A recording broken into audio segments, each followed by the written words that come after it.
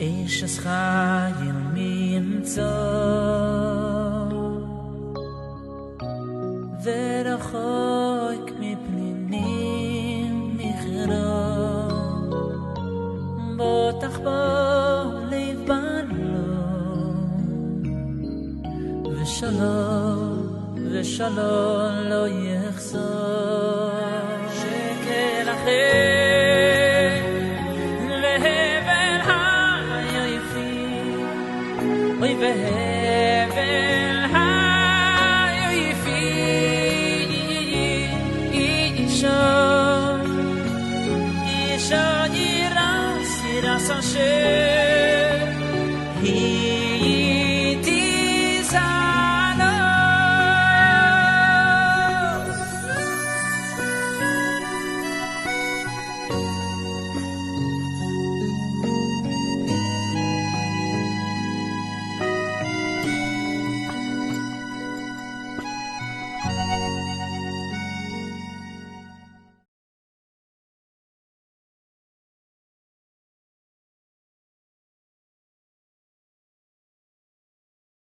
Rabbeinu, il dit dans l'écoute Moharan, la Torah, la Metzaïm, que dans Parashat Bo, il est écrit que le but de la Bria, c'est de connaître Akadosh Baruch Hu. Le but de la création, c'est de reconnaître Akadosh Baruch Hu dans la création. Comme il est dit, Kol lirvodi barativ, yatzartiv, gam asitiv.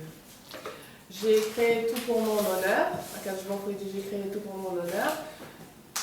Barativ, je l'ai créé, Yatzartiv, je l'ai formé, Gamasitiv, je l'ai fait. Donc tout est là pour que dans l'Emetsiout, dans la vie de tous les jours, nous cherchons, nous reconnaissons la présence d'Akadosh Baruch Hu. En vérité, quand on parle de Briat Olam, de quoi on parle Béhémet? Qu'est-ce qu'il a créé Akadosh Baruch Hu? Les Neshama d'Israël, elles étaient déjà créées, elles étaient déjà incluses dans l'Ensof, tout était là.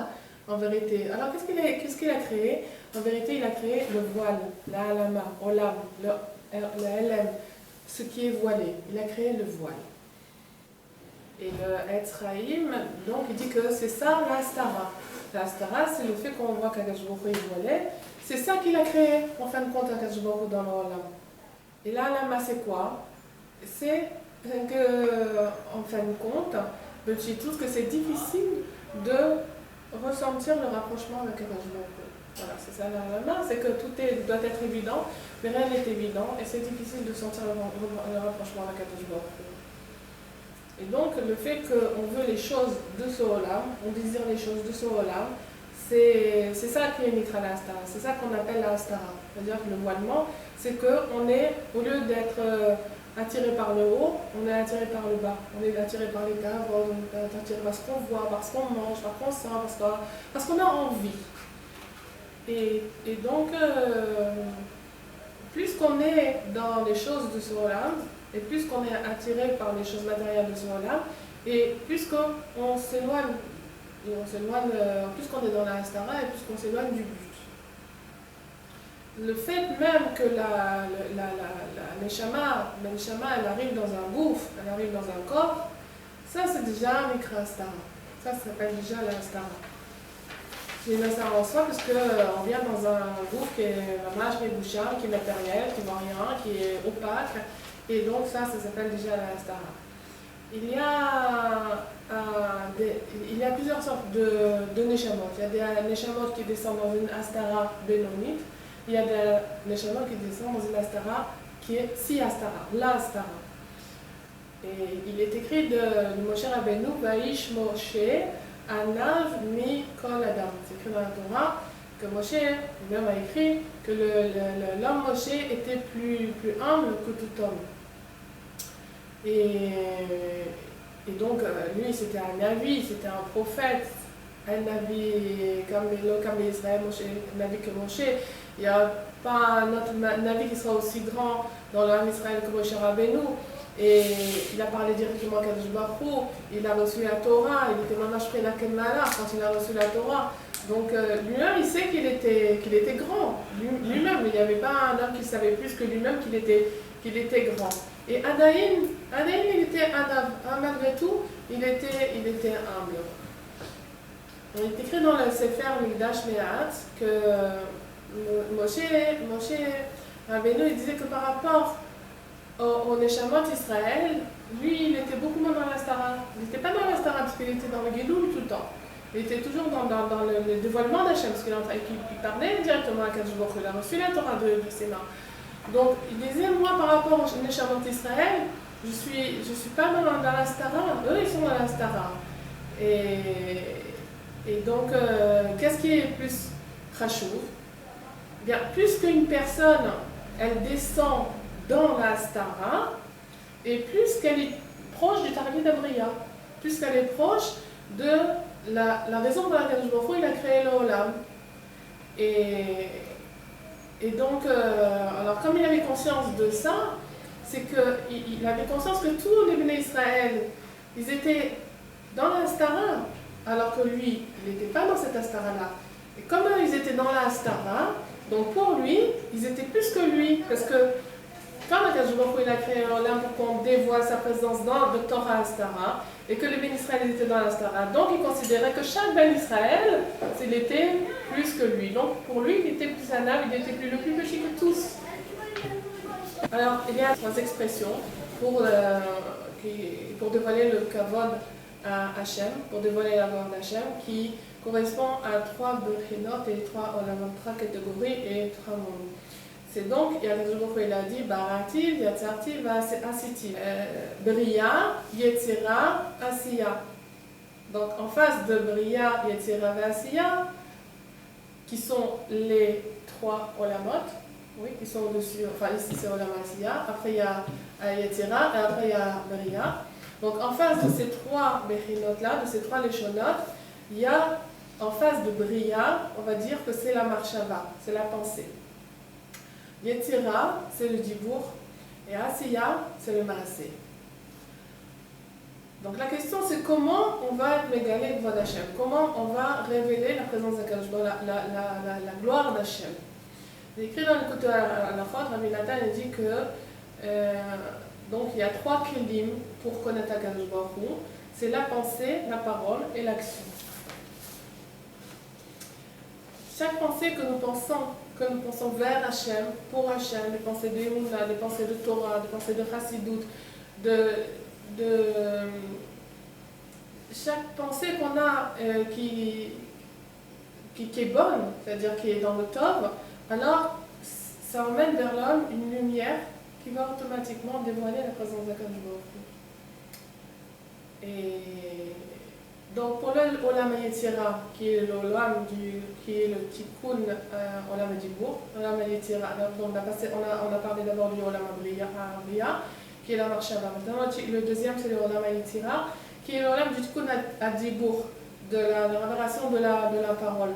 Donc quand on dit de Dibour et Emunah, de Torah, et qu'on parle avec Akadosh Baruch Hu, alors Akadosh Baruch Hu, la gloire d'Akadosh Baruch Hu, elle se dévoile dans le Olam Yetzira. Et si on fait des Maasim Tovim, du Chesed, Azdaka, tout ce qu'on peut faire de Maasim Maasim, alors ça dévoile la présence d'Akadosh Baruch Hu dans l'Olam Asiya. Donc ce sont les 3 kelim qu'on a pour permettre la Galou d'Akadosh Baruch Hu dans l'Olam. Mais ce qu'il faut savoir, c'est que ce n'est pas au moment où on fait l'action, où on a la pensée, on dit la parole, qu'il y a la Galout d'Hachem. C'est pas évident. C'est-à-dire, on peut faire des fois, on fait des maasim, on fait des zakot, on fait des tfilotes, on voit rien. Mais ce qu'il faut savoir, c'est que tout est poète. C'est-à-dire, n'importe quoi qu'on va faire, même si on ne voit pas tout de suite, tout est poète. C'est gardé pour un temps qui viendra, peut-être dans 1 heure, peut-être dans 2 heures, peut-être dans 1 semaine, peut-être plus tard. Mais en tout cas, il faut être malamine que le Kavod Hachem il est dévoilé dans le fait qu'on va s'attacher par la pensée, par le dibour, par le maasé à quelque chose de haut et de bon. Et donc pourquoi on ne voit pas, c'est normal. Parce que si on voyait, on n'aurait pas de rira. Si on voyait tout de suite qu'on dit un dibour, on a de la lumière, on fait un maasé, waouh, il y a un truc qui se passe, tout le monde, il n'y aurait pas de Bechira, donc on n'aurait pas de livre à 8, on ne ferait que ça, quoi. On n'aurait même pas de srout, on n'aurait même pas de mérite de le faire, parce que ça serait évident. alors des fois on se trouve dans un moment de Nisayon où on nous prend le date, parce qu'en général, quand est-ce que la personne a le Nisayon, Rabbeinu lui dit c'est quand on lui enlève le date. Parce que tout Nisayon est un manque de date. Tout Nisayon, c'est parce qu'à un moment, on prend le date de la personne. C'est-à-dire qu'il ne faut pas s'étonner, vous dire, mais comment j'ai pu penser à un truc comme ça? Mais comment j'ai pu faire un truc comme ça? Mais comment j'ai pu dire un truc comme ça? Des fois, on est étonné de nous-mêmes. On se dit, mais ça ne me ressemble pas. De dire des trucs comme ça, de parler sur un bananal, ou bien d'être, je sais pas moi, tout ce qu'on peut imaginer, de torture qu'on puisse faire. Des fois, on se dit, une fois qu'on revient de la chose, une fois qu'on a fait Tchoufa, une fois qu'on a fait Hajbon Nefesh, on dit mais ça me ressemble pas, c'est pas possible que ça soit moi. Mais il faut savoir qu'à ce moment où on a eu le Nisayon, on nous a enlevé le date. On nous a enlevé le date pour justement que ça devienne Nisayon, sinon c'est pas un Nisayon. Et quand on se trouve dans ce manque de date, le date c'est quoi? C'est comparé au soleil, c'est la lumière, le date c'est la lumière. Maintenant au moment où on nous enlève la lumière, on est dans le prochain, on est dans le prochain, on est dans l'obscurité. Et dans cette métioute là, dans ce matzav, c'est tellement difficile, on est complètement englouti dans notre épreuve et dans notre recherche, dans notre obscurité.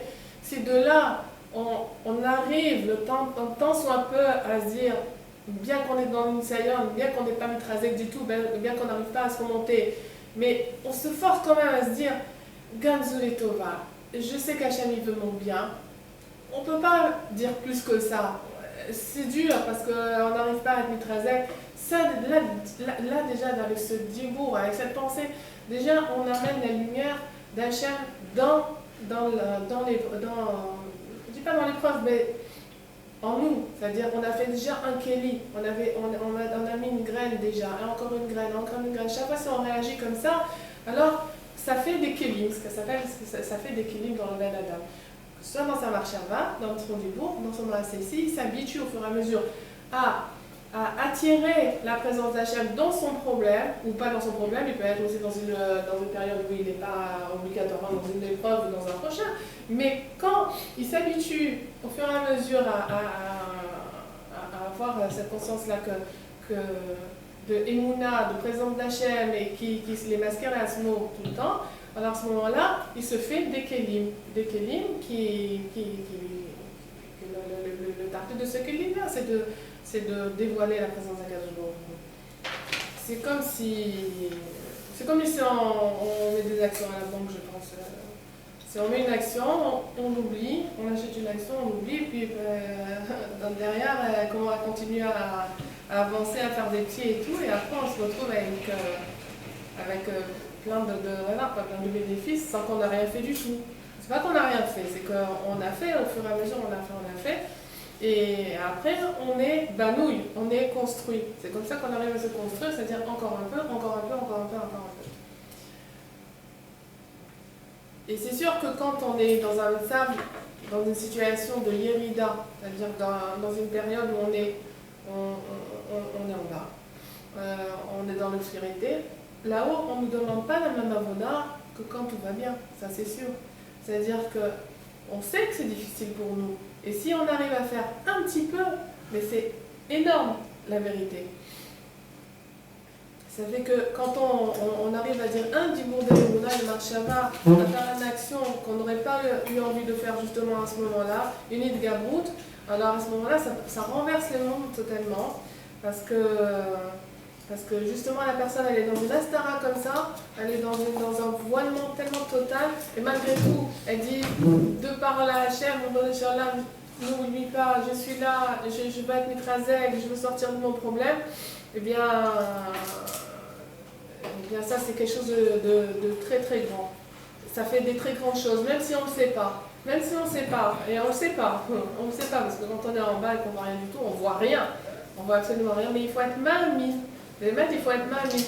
Et c'est pas un petit dibour, parce que je me souviens quand j'avais 16 ans, que j'allais au cours de Rav Wenger à la Shalom, qui était un Rav qui m'a mis les premières graines de Breslev, on va dire dans l'année Shana.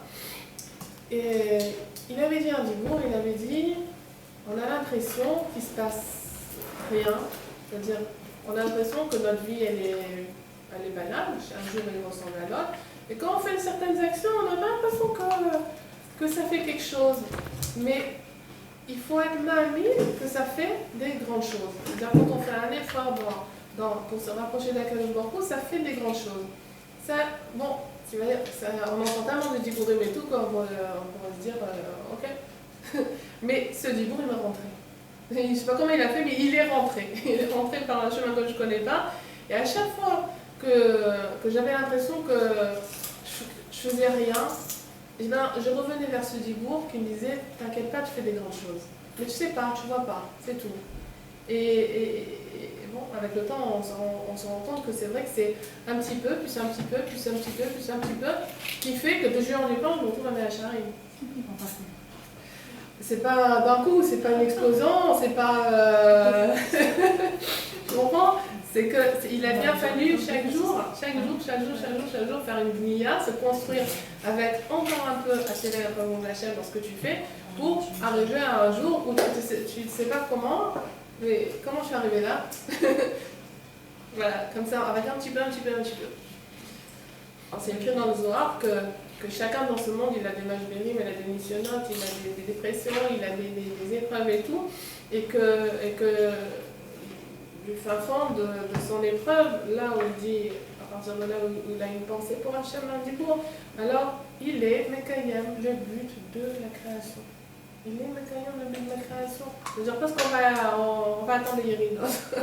On va se dire, ouais, attends, pour pouvoir régaler la présence d'Hachem. Parce qu'on va, tu vois, parce que bon, quand tout est galou, quand tout est clair et net, ok, c'est clair et net, tu vois, mais quand tu es dans le fond de l'épreuve, tu dis, mais c'est justement là que tu vas dévoiler la présence d'Hachem, qui est le but de la création, finalement.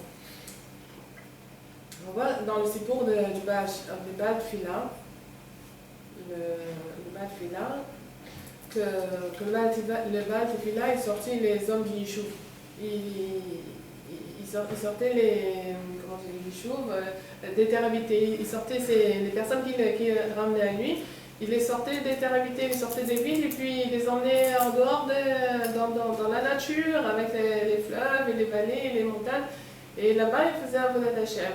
Alors, si Bémet le Baal Tfila, c'est le tzaddik, on ne voit pas que Rabbeinu fait ça avec nous. Après, on est bien dans la ville, on est avec tout le monde, on n'est pas en dehors, on n'est pas dans les champs et les vallées. Et Bémet, on ne voit pas qu'on est en dehors du monde, mais en vérité, si on va faire un séquard, on va voir que tous les Chassidei Breslev, en général, ils savent pas c'est qui. Ni le Premier ministre, ni le ministre de l'Intérieur, ni le ministre de l'Économie, ni le président. On est tous d'accord de dire que le tzaddik qui nous prend en dehors du chou, le Baal Tfila, il nous sort de Olam. Et Dafka, voilà, quand on va au Oman et qu'on revient, on ne peut plus penser au Olam Hazé, on ne peut plus penser à ce monde. On est là rien qu'à se dire. Mais bon comment je peux me rapprocher de toi, comment je peux descendre la Emouna dans mon cœur, c'est vrai, non? Ouais, quand on revient de Ouman, on est là comme ça en train de se poser, comment je peux faire, comment je peux m'arranger, comment je peux me rapprocher d'Hachem, comment je peux faire plus d'Emouna, plus de Simcha, comment je peux faire rigoler les doutes. Et toutes ces pensées-là, ça s'appelle dévoiler à Kadosh Baruch Hu. Et ces pensées-là, ces personnes-là qui vont dévoiler Mashiach. Et c'est marrant parce que c'est justement ceux qui sont en dehors du Olam, en dehors du monde, qui sont Mekayem le Olam. C'est grâce à leur scout que le Olam il tient. On dit dans la Megillah, le Rav de Kamarna, il dit que quelqu'un qui a des bonnes marchavot, des bonnes pensées, rien ne peut lui faire du mal. Une personne qui fait des doutes chaque jour, ça s'appelle qu'il est Tachat Kanfe Ashrina. Il est sous les ailes de la Shrina. Il n'y a aucun mazik, aucune force extérieure, aucune force négative qui peut le toucher.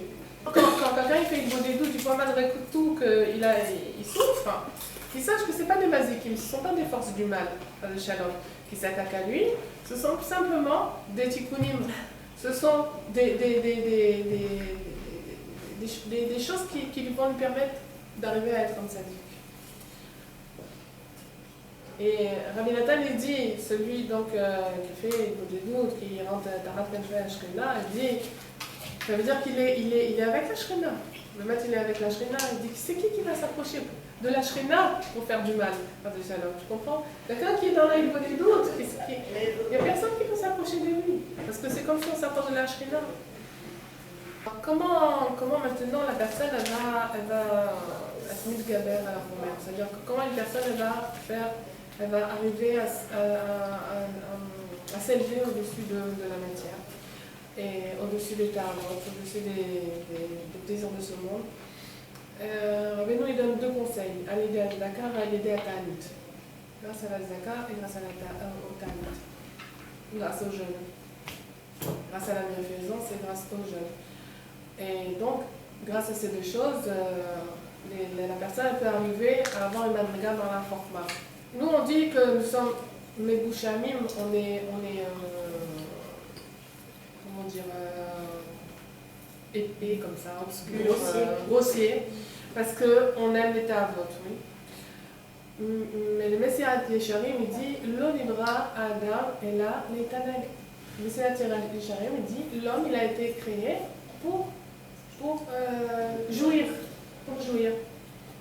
Évidemment, on parle l'écart du Ta'anouk, des Taneg à la Shem, des Taneg Meziva Shrina, c'est le Taflit de la Bria.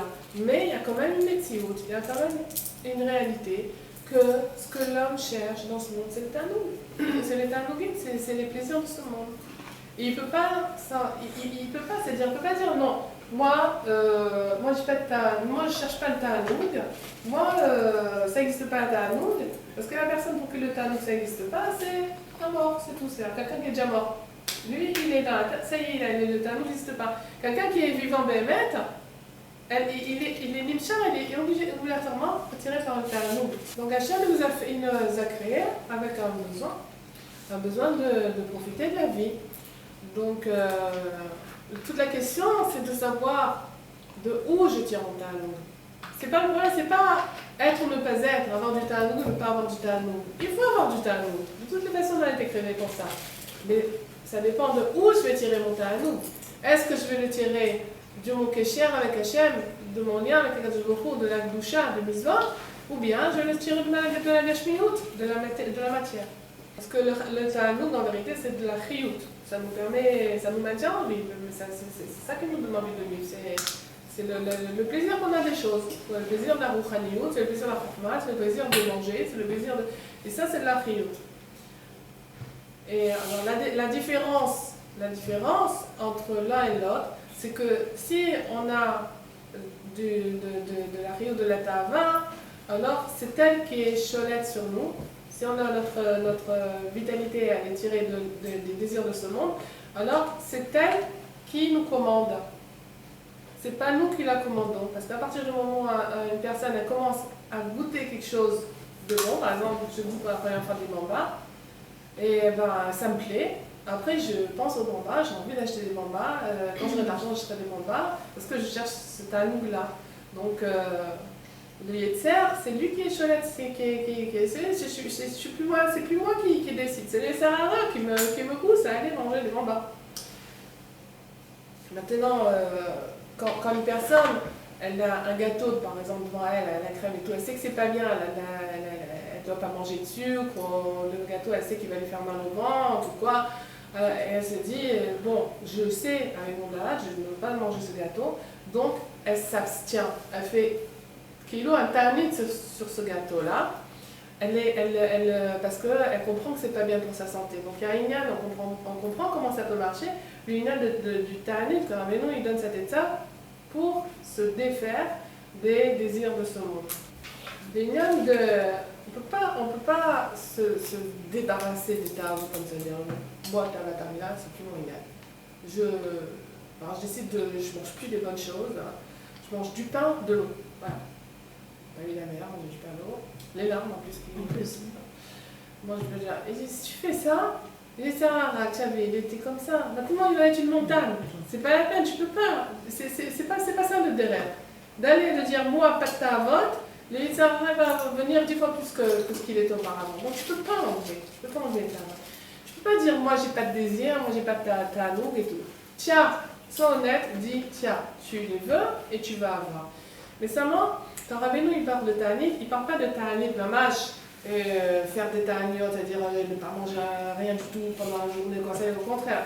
Il dit c'est très difficile aujourd'hui de faire des ta'aniot, on n'a pas les forces et on ne peut pas se permettre parce qu'après on va aller chercher des cochotes qui est très très loin et ça peut être mazik, là, ça peut être pas bon pour nous. Donc la prénat ta'anit, c'est pas le ta'anit mamash, à part les ta'anit qui sont du Shulchan Aruch, c'est la prénat de s'abstenir pendant un certain temps.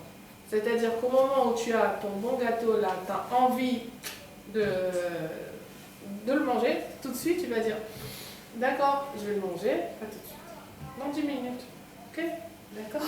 Tu restes là, il est là, personne ne va te le prendre, dans 10 minutes. Tu pars dans la rue, tu as envie de voir tout ce qui se passe, tous les machins, tu dis bon, je vais être mis de galère un petit peu, ça je vais pas voir, ça je vais. Ah non, je ne vais plus rien voir du tout. Je vais faire un effort. Tu vois, tu fais un effort, ça s'appelle un ta'anit. Une étape coûte, se restreindre dans la ta'ava, ça s'appelle, qui est une étape coûte, ça s'appelle un ta'anit. Parce qu'il ne faut pas rentrer dans la milchama, ça ne sert à rien, il est beaucoup plus grand que nous. Donc on ne peut pas se défaire de toutes les ta'avot, mais en tout cas, faire un petit peu, et un petit peu, et un petit peu, et un petit peu. À chaque fois que la personne se retient, alors il va se créer en lui une gvoura. Ils appellent une gvoura. Et une gvoura, c'est-à-dire un kéli de gvoura. À chaque fois qu'il va être mitapek, il va faire un petit effort sur lui, il va avoir un kéli de gvoura, de force. Et la prochaine fois, encore, il va grandir son kéli, ou il va avoir d'autres kélis de gvoura. Qui s'appelle, ça s'appelle Soda Gvourot, c'est-à-dire que c'est avec ça que la Géoula va venir. Donc le temps où il va se retenir, ça va lui faire un kéli de Gvoura. Et donc le tikkun, c'est d'arriver à se construire ces Gvourot-là, avec ces sortes de ta'aniot qui sont de la étape coûte. Le petit tout, c'est de construire les kochot contre les serara. Oui, ces Gvourot-là, ce sont les kochot qui vont se battre, elles, contre les Tsarara. Donc ça, c'est l'imam du Talmud. Dans l'Azdaka,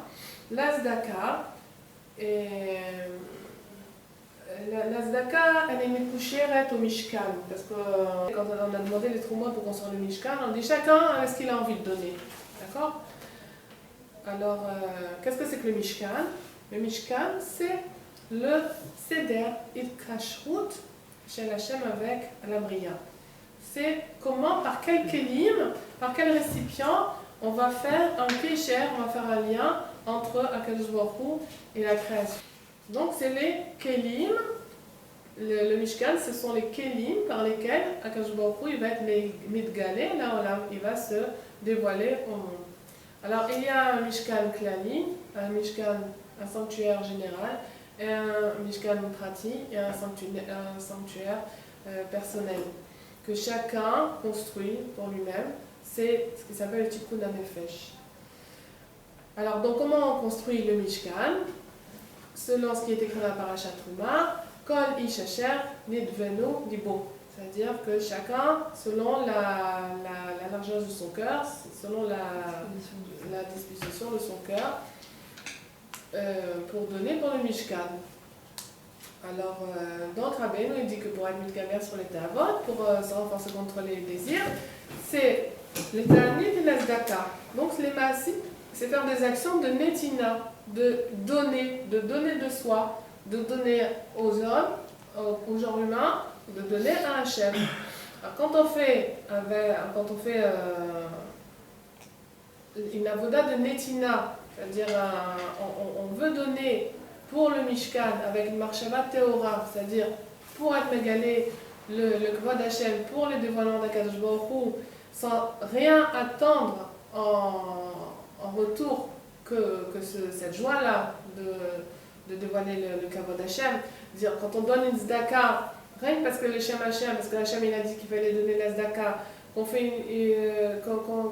aide un Yehudi, l'Irvod Hashem, qu'on a, maman, une marshava Torah quand on fait notre maaseh de tzedaka, alors à ce moment-là, c'est ça qui nous permet de construire le chemin d'Itkashrout à Akadosh Baruch Hu, qui nous permet de construire ces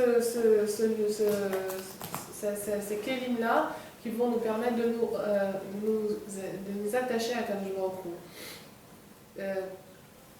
En d'autres termes, c'est quoi? C'est quand l'homme il a la kavana de donner nachatroir à Akadosh Baruch Hu, quand il a la kavana de faire plaisir à Akadosh Baruch Hu.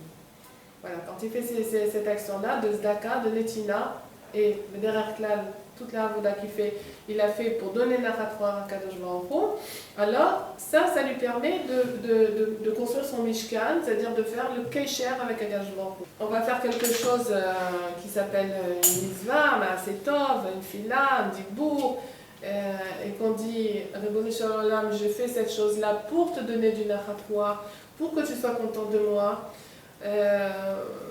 Pour te donner du ral, pour que tu sois content de mes actions, alors on crée ce sanctuaire.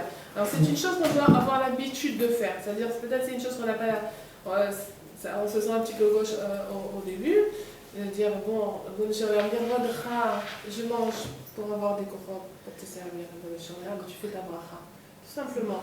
Dans ce que tu fais, tu vas travailler, tu dis que je puisse avoir une parnassa, donner le maaser, pour que je puisse faire les tikkunim qui sont shayar, massa, matan, parce que tu nous l'as ordonné. Bon Shalom, que je puisse te donner un nachatroir quand je prépare mon Shabbat, que mes Shabbat soit élevé, que ça puisse donner des tchouva aux personnes qui vont manger mes halot et mes salades, qu'on s'attache tout le temps à Kadosh Baruch Hu. Et à ce moment-là, on est Mitkacher à Akadosh Baruch Hu et la pniout de la Torah. Donc c'est une chose qu'on doit penser tout le temps. La Itkashrut, donner de la Torah à Akadosh Baruch Hu. Alors, un autre conseil pour être comment être Mitkacher, évidemment, à Akadosh Baruch Hu et à la pniout de la Torah, c'est la Itkashrut au Tzadik. C'est de se rattacher au Tzadik. Ça, c'est la plus grande Bechina, c'est-à-dire ça c'est la plus grande, la catégorie la plus haute. Pour être mégalé le Ratzon Hashem, pour dévoiler la volonté d'Akadosh Baruch Hu, pour dévoiler le kavod d'Hashem dans le monde, la gloire d'Hashem dans le monde. Quand Moshe Rabbeinu il a vu que les Bnei Israël ils avaient fait le Chet HaEgel, ils avaient fait le Mont d'Or, alors il a pris sa tente, il a enlevé les pieds de sa tente et il a été la planter à 2000 amas. Il a été la planter à 1 km, ça représente 1 km. Pourquoi 1 km? Parce que c'est Troum Shabbat, c'est-à-dire que si au cas où pendant Shabbat ils avaient à lui poser des questions de halakha sur le Shabbat, qui ne dépasse pas le Troum Shabbat, mais pendant plusieurs mois, il a mis sa tente en dehors du Machané. Il a été loin, parce que bon, il a fait le Chet HaEgel. Et jusqu'à ce qu'ils ont été bonnés, le Mishkan, jusqu'à ce qu'ils ont construit le Mishkan. Le Mishkan, ça s'appelle sanctuaire, le Mishkan. Avant le Mishkan, qu'est-ce qu'il y avait? Il y avait ce qui s'appelait le Ohel Moed. C'était la tente d'assignation, c'était la tente de Moshe Rabbeinu. Pourquoi c'est Moed? Parce que c'était le temps où Hachem, parce que moi c'est le temps, c'était le temps où Hachem il était Midvaed avec l'homme Israël. C'est-à-dire où il voyait, où il parlait avec l'homme Israël, de la tente d'assignation, du Ohel Moed. Donc avant le Mishkan, c'était la tente de Moshe Rabbeinu, c'était dans la tente de Tzadik. Que Akadosh Baruch Hu était Midgalé. C'était au tuyau du Tzadik que Akadosh Baruch Hu était Midgalé. Depuis que le Beth Amikdash a été détruit, donc il n'y a plus le Mishkan, il n'y a plus le sanctuaire, il n'y a plus rien du tout, où est-ce que, qui est Gashmi, parce qu'il y a un Beth Amikdash, il y a un Mishkan qui est Beth Amikdash qui est Gashmi, un Beth Amikdash qui est Rouchani. Donc le Beth Amikdash qui est Gashmi, il a été détruit, d'accord, mais le Beth Amikdash qui est Rouchani, lui, il n'a pas été détruit.